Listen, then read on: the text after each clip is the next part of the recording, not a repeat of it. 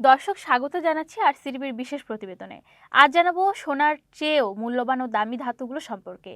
সোনাকে আমরা সাধারণত সবচেয়ে দামি ধাতু মনে করি, কিন্তু বাস্তবে এমন অনেক ধাতু আছে যাদের দাম সোনার চেয়ে বহুগুণ বেশি।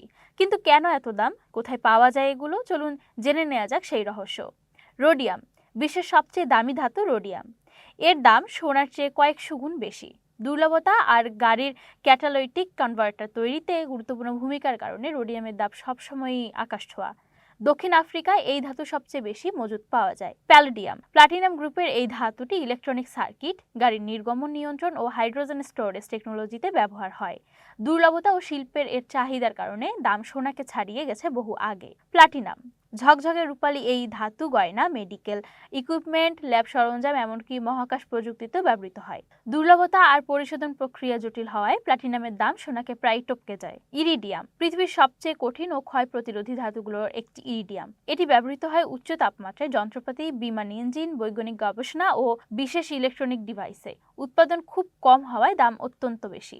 অসমিয়াম, বিশ্বের সবচেয়ে ঘন ধাতু। ছোট একটি টুকরা অত্যন্ত ভারী। উচ্চমানের ফাউন্টেন পেন, বৈজ্ঞানিক যন্ত্র এবং বিশেষ অ্যালয় তৈরিতে ব্যবহার বাড়ছে।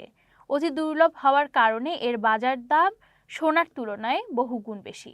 রুথেনিয়াম, এটি মাইক্রোচিপ সার্কিট, সুপার অয়েল এবং ইলেকট্রনিক কন্ট্যাক্টে ব্যবহৃত হয়। অল্প পরিমাণে উৎপাদন হওয়ায় এর দাম দ্রুত বাড়ছে। এখন প্রশ্ন হচ্ছে, এই ধাতুগুলো কেন এত দামি? মূলত পৃথিবীতে এই ধাতুগুলো অত্যন্ত কম পাওয়া যায়, সেই সাথে এগুলোর উত্তোলন ও পরিশোধন কঠিন।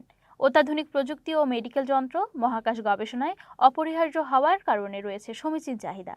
এ কারণেই দামও তুলনামূলক বেশি। দর্শক, সোনা হয়তো গয়নার জন্য সবচেয়ে জনপ্রিয় ধাতু, তবে প্রযুক্তির দুনিয়া আজ নির্ভর করছে রোডিয়াম, প্যালাডিয়াম, ইরিডিয়াম, প্লাটিনামের মতো সুপার দামি এবং সুপার দুর্লভ ধাতুর উপর। আর এ কারণেই এদের দাম সোনার চেয়ে বহুগুণ বেশি এবং ভবিষ্যতেও এদের গুরুত্ব আরও বাড়বে।